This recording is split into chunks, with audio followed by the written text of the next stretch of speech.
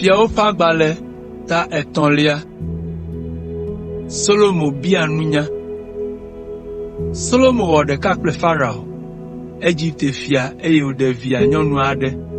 Ekplɔe va David ƒe du la me, va se ɖe esime woawu eƒe fiasã la kple Yehowa ƒe gbedoxɔ la tutu kple glidodo ƒo xlã Yerusalem nu.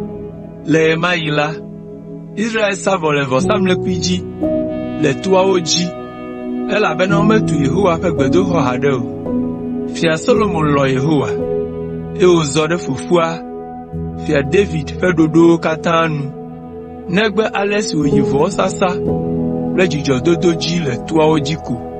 Vɔsamlekpui siwo nɔ toawo dzi la, dometɔ xɔŋkɔtɔe nye esi nɔ Gibeon. Fia la yi afi ma, eye wòsa numevɔ 1,000. Yehowa ɖe eɖokui fie le zã ma me, eye wògblɔ nɛ be, bia nu sia nu si dze ŋuwò la, eye matsɔe ana wò. Solomo ɖo ŋu be, ewɔ dɔmenyo gã na wò dɔla, fofonye, David, elabena eɖi anukware na wò. Ewɔ nu dzɔdzɔe, eye eƒe dzi to mɔ ɖeka. Eyi dzi, ɖe amenuveve gã sia fiae, eye na viŋutsui be wòanɔ eƒe fiazikpui dzi egbea. Azɔ la, o Yehowa, nye Mawu, eɖo wò dɔla fia ɖe fofonye, David teƒe, ke nye la, ɖevi sue ko menye, nyemenya ale si mawɔ nye dɔdeasiwoe o. Azɔ la, wò dɔla le afii, le wò ametatiawo dome, dukɔ si lolo eye ameawo sɔgbɔ ale gbegbe be womate ŋu axlẽ wo o. Na dzinyanu wò dɔla, ale be wòate ŋu aɖu wò dukɔ dzi, eye wòade vovototo nyui kple vɔ̃ dome, elabena ame kae ate ŋu aɖu wò dukɔ gã sia dzi? Edzɔ dzi na Aƒetɔ la be Solomo bia nu sia, eya ta Mawu gblɔ nɛ be, esi nèbia esia, eye menye agbedidi loo alo kesinɔnuwo na ɖokuiwò, loo alo wò futɔwo ƒe ku o, ke boŋ dzinyanu be yeatsɔ atso afia nyui ta la, mawɔ nu si nèbia la na wò.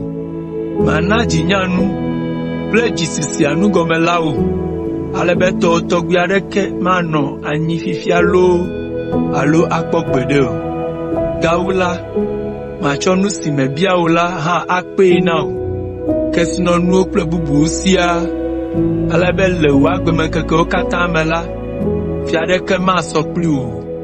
Eye ne èzɔ le nye mɔwo dzi, nèwɔ ɖe nye sewo kple nye ɖoɖowo dzi abe ale si fofowò David wɔ ene la, mana agbedidi wò.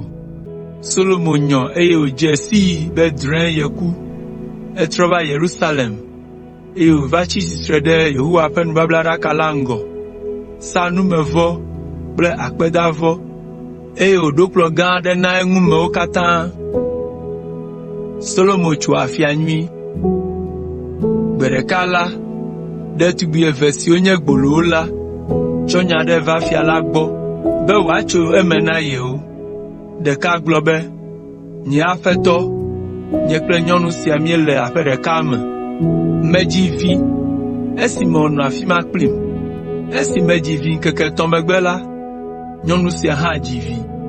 Mí ame eve koe nɔ aƒea me. Ke le zã me la, emlɔ anyi, mli ɖamlɔ via dzi, eye ɖevia ku.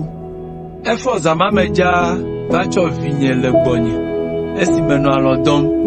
Etsɔ via kukua de nye abɔwo dome, eye wòtsɔ tɔnye yi ɖamlɔ eɖokui gbɔ.